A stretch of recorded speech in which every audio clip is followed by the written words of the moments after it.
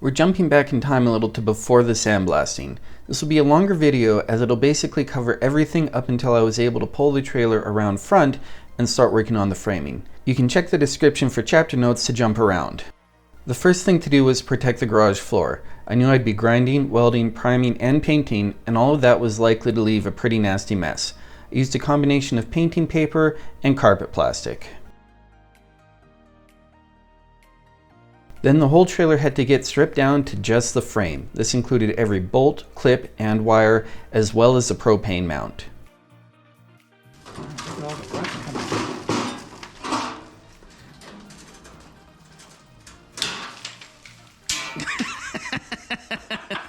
That's why I'm leaning back.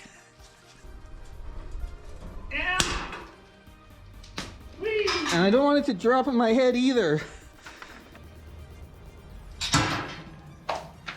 Well, that almost worked.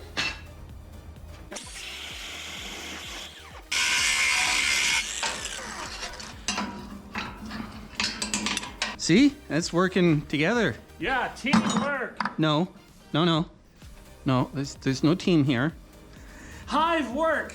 No, you're a lepidopterist. You don't do hives. Colonial work. Butterflies aren't colonies either. Caterpillars often are. No, they're not. They're just a bunch of caterpillars. See if you can find something we can pry with, because this was bending. The tire holder.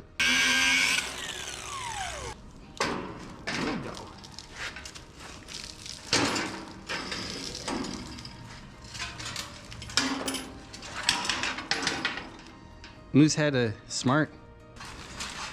So I think I'm gonna build a new wiring harness. There's a harness here. Somewhere. Oh, there's a little... Here, this is for you. I made you a present. Thank you. I'll treasure it for 5 seconds. Yeah, I'm done. I wanted to get it off of its tires and onto jack stands and relatively level.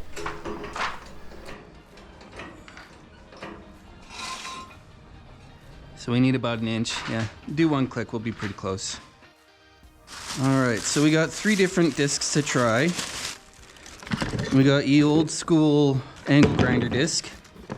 We got one of them goofy spongy discs. And we also have a flapper disc. Safety third, friends. All right, let's see how this do. This do okay, except the tired battery. That is not terrible. I wonder how the flapper disc compares. Okay, so flapper do okay too. Alright, so this is gonna wear out really fast. I could see and hear chunks of this flying off.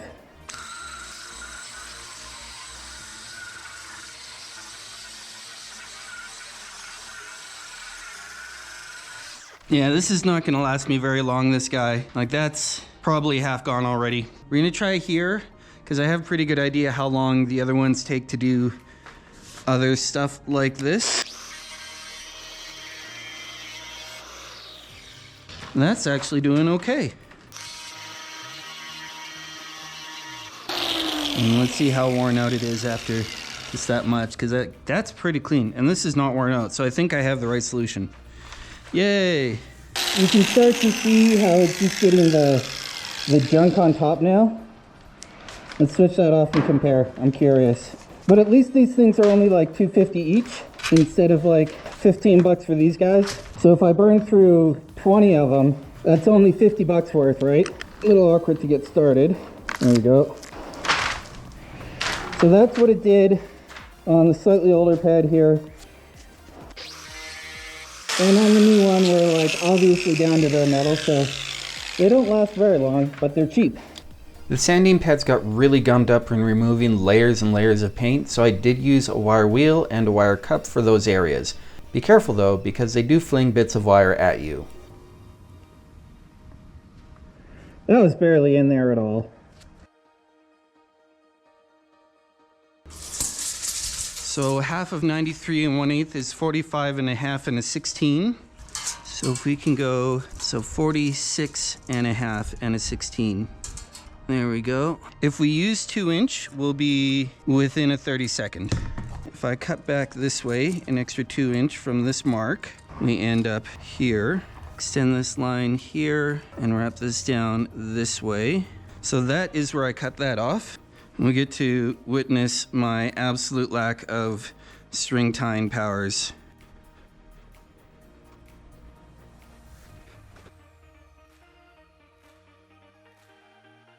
Okay, so we're just gonna wrap this around a few times and wrap it over itself a few times. Hope that that'll stay. And then I can come and mark these points. Try to get that right under the string. We'll go with theirs pretty close. It is welding, so there is a little bit of play.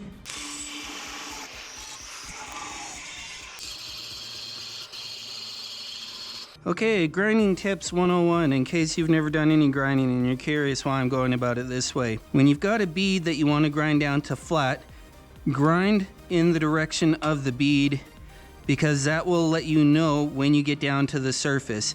If you go across the bead, and then you're going to grind the surface, bump up, grind the surface. So go with the bead.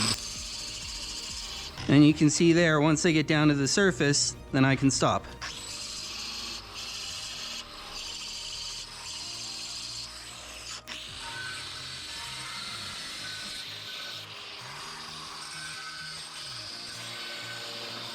Because the frame is made out of C-channel instead of square tube, I had to notch out all of the little side outriggers that I wanted to add in for extra support on the outside of the C-channel.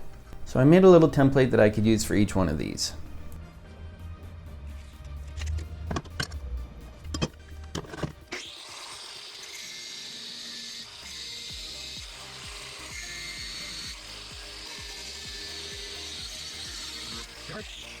Yes, I will actually read the instructions on any new equipment that I buy if it's not something that I am already 100% absolutely familiar with. And for me, the welding helmet and the welder are things that I was not familiar with. Here's proof that the extension cord that I made in the other video actually works. 250. There it goes. I hadn't done any welding in a very long time, so I wanted to make sure that I knew what I was doing and that I could get a half-decent result. So a little bit of testing on some plywood, on some plastic, seemed to make good sense to me.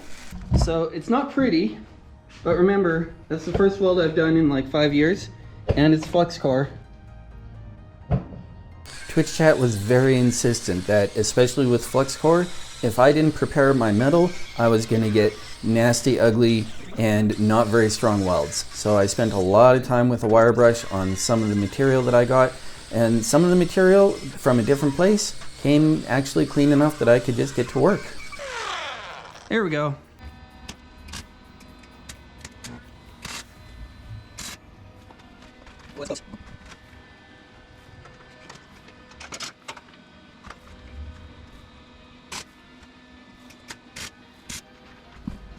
I do not miss the days of having to fuss the camera, I tell you what.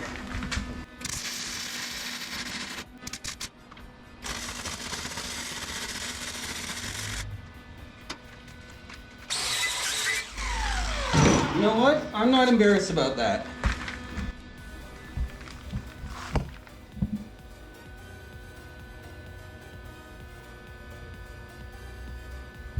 I'm not embarrassed.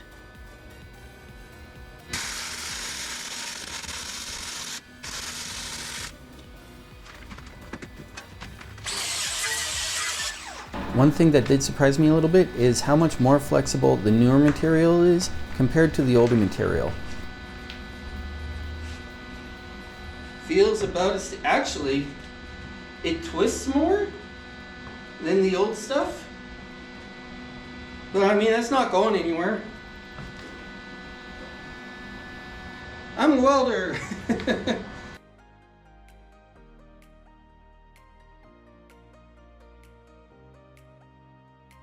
Yeah, I'm a little less proud of that one. We won't show that one off.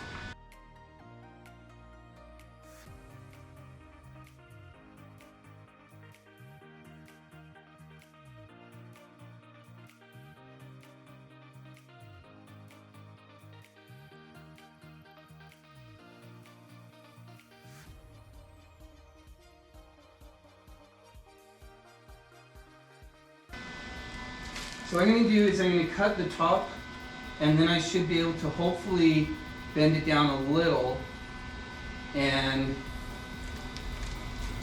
then maybe fix it. I didn't notice until after I was completely finished welding this piece that it was very out of level from the rest of the trailer bed. I ended up having to completely remove it to solve this problem, but luckily new welds are basically as strong as new metal, so this was okay. It just took a little bit of extra work.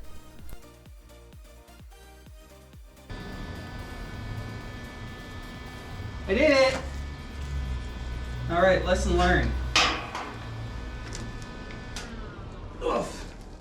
Yeah, last time I wore one of these kinds of things, it was just the welding glass. And you couldn't see hardly anything until the welder was turned on. A little bit on welding technique. This hand mostly just squeezes the trigger and kind of pivots around this hand. Yeah, okay. Wow, helmet works. What? Helmet works. Yeah. Okay, so get set up so that you can have one hand rested on something stable. Yeah. Now, when you're doing this, you want to build up a little bit. Wait. I don't have my eyes on. All right. You want to build up a little bit of a puddle where you start, and then kind of go, and then you want to kind of go like back and forth over it. Yes. As you go along your line. Okay. Okay. Ready? Yep. Now, as soon as I pull the trigger, I should be touching the wire to the metal, right? You can get it touching the metal before you pull the trigger. Oh, okay. Move slower. Slower? You're doing back and forth really fast. It's Oh. it's a slow Okay. motion. That's my first weld in 55 You need there and there. years. Here Yep. and there. Yep.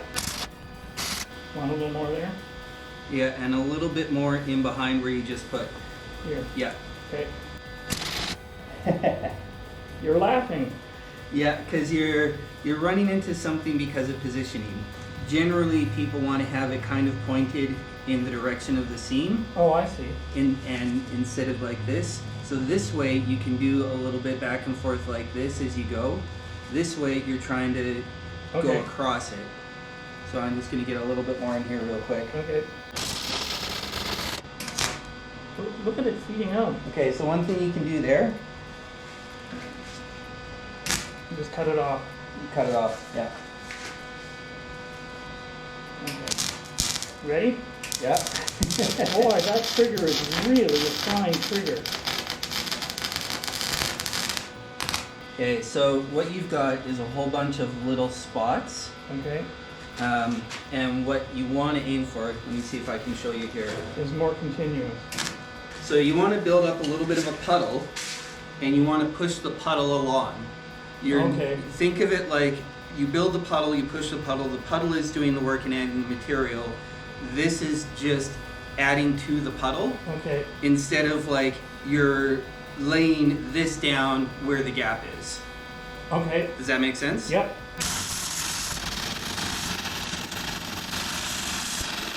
So So you get a more continuous bead. you get it more continuous, you take more time, you get a little bit more material down.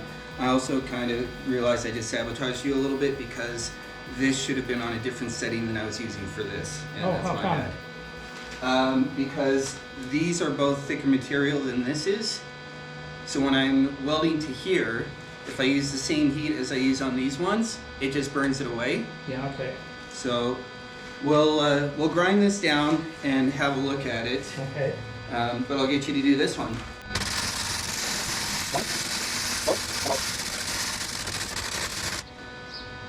Well, that looks better. Right? That looks better. Yeah. Yoo-hoo! It's the most fun I've had all day. After getting the top and all the sides ground as much as I could, I needed to flip the trailer to be able to grind, prime, and paint the underside. This got out of hand pretty quickly, and we wasted about 3 hours before we got the block and tackle involved.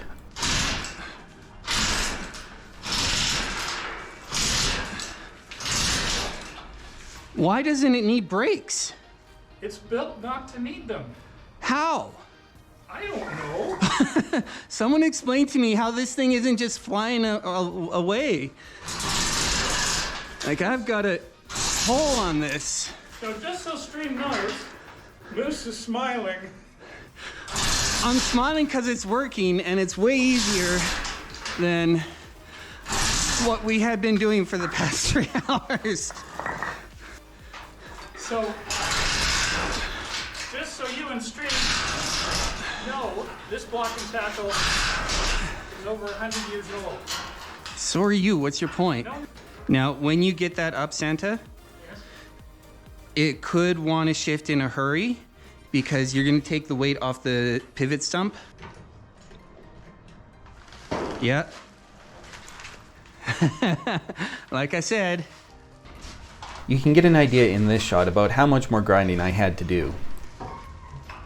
And that'll do. Okay, so we get a jack stand under where that is, and then we can start jacking up the other sides to be level-ish. Look, we did it. Nice. So, like I said, back to grinding. A lot of grinding. Then I blew as much dust off the trailer as I could before I started priming. I used spray cans of self-etching primer that I got from Home Depot. It was literally my cheapest option, and everyone in Twitch chat said that they should be good enough. This was very much a good enough build of a trailer. None of the spray work or paint work that follows was about getting the best quality finish. It was about protecting the metal. So I don't care what angle I was spraying at. I don't care if there were extra gloves. If you want to be fussy, I'm sure there are lots of videos about that. The paint was, again, the cheapest possible paint that I could find that was automotive rated. I applied with the cheapest possible brush because no way was I going to set up an air sprayer for anything that was going to be this terrible of quality. Then we had to flip the trailer back over, and I'll leave a little bit more of the actual time lapse here because I was not streaming this one, and it was easy enough to just set up the camera and leave it out of the way. The only fussy part about flipping it back, now that we knew what we were doing, was making sure that the chains were in as good a place as we could get them so that we would be able to position the trailer as we moved, because I didn't have enough room in the garage to do a full 180 flip side over side without having to move the chains at least once.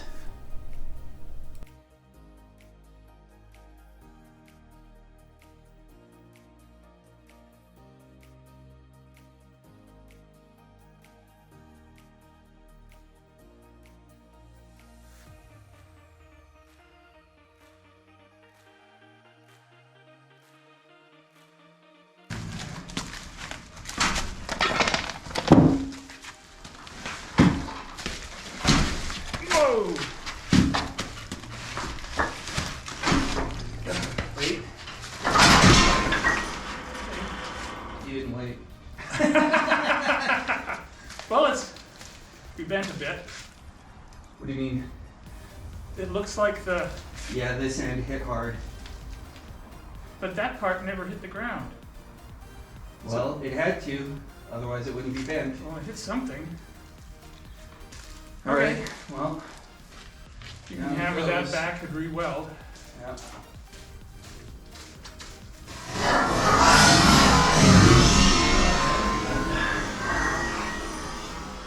So it turns out Santa was right, it didn't hit the ground, it hit the jack stand. But that's okay. At this point it was fairly straightforward, just get it back to relatively level, get the tires back on so it would be a little bit movable, and get it ready so I could prime and paint the top sides.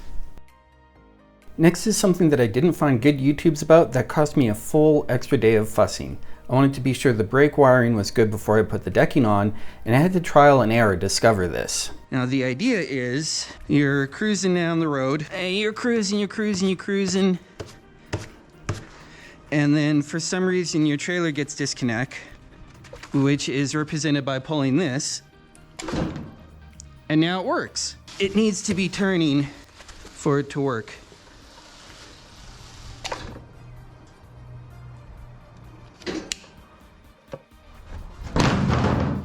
Make that the downside because it's less pretty. And then the idea is we get this lined up here and here, and then we can mark here, and then we can cut off that end.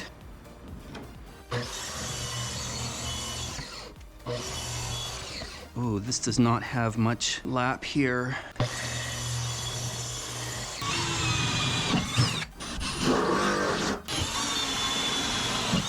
So we get to do this for every screw, for every board, all the way down, and it's gonna take a long time.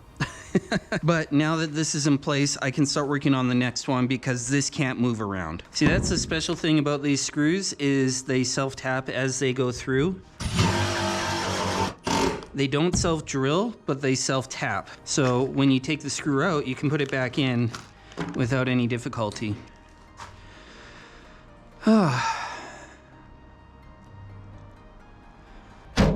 So, as far as priming this up goes, I could unscrew them all and just flip them over 180 that way and prime them all at once while they're lying flat. That'll probably be the easiest way to go about this.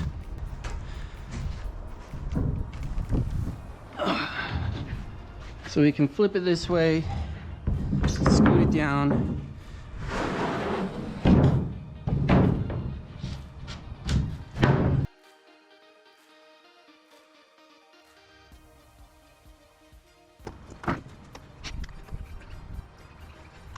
There we go.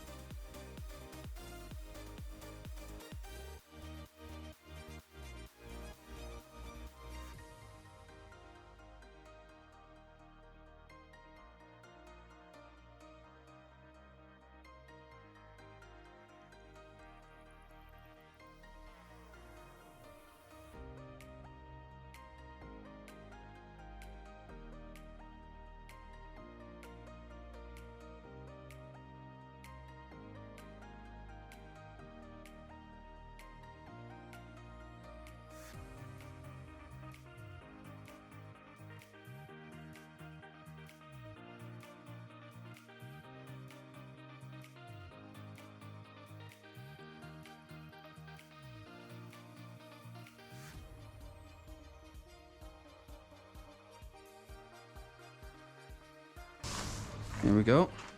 Now we can start flipping these.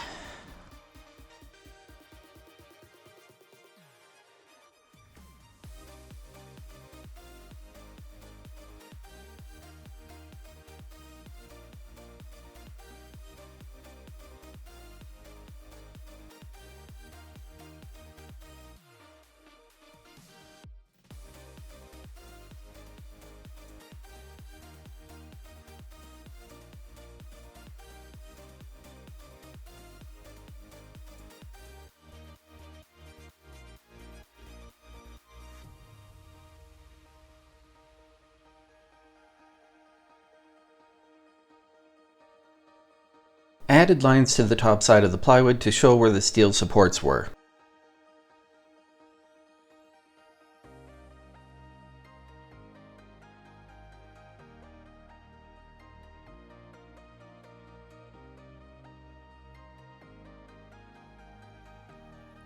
I do not have a brand preference with tools, and I don't think most people should because the brand doesn't care about you.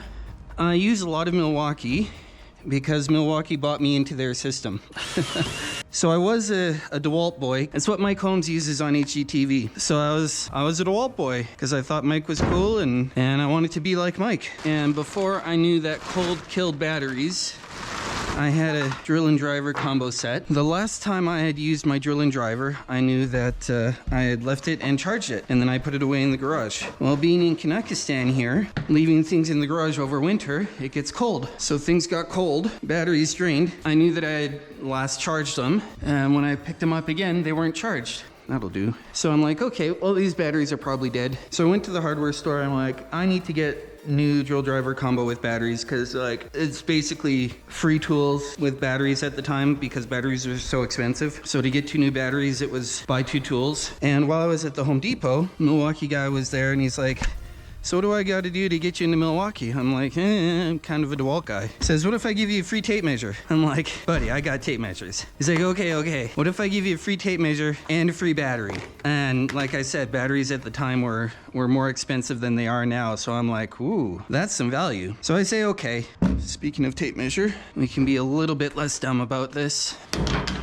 So I bought Milwaukee to replace my drill and driver. After that, it was just a matter of what battery system do I want to be in, because I didn't want to carry around 4 different battery systems. So we're just gonna make a little cheapo story pole here, every 6 inches.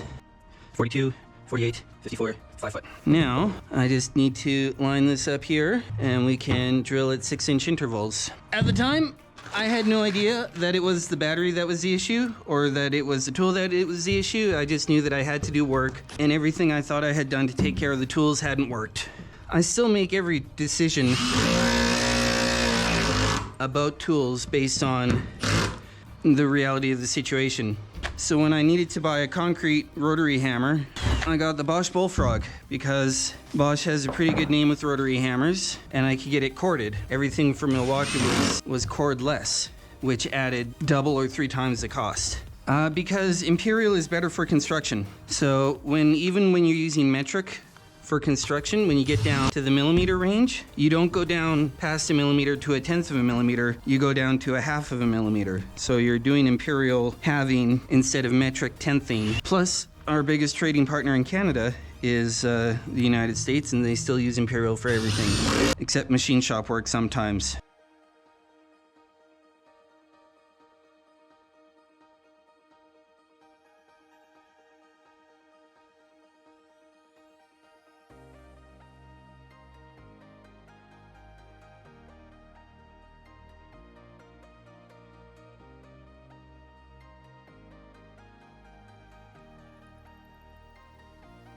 I've made the loudest drum I've ever owned.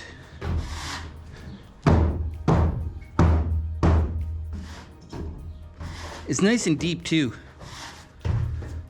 I like it.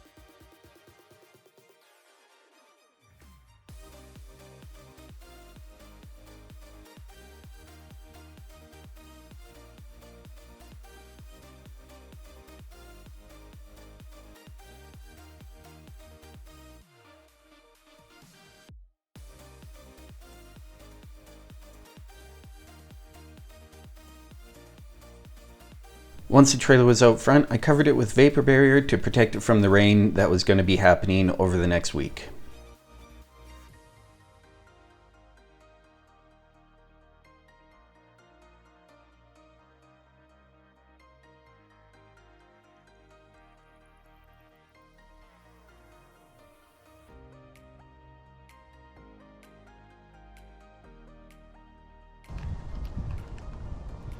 Well, if this blows off over the night, I can redo it with the hammer tacker and tuck tape.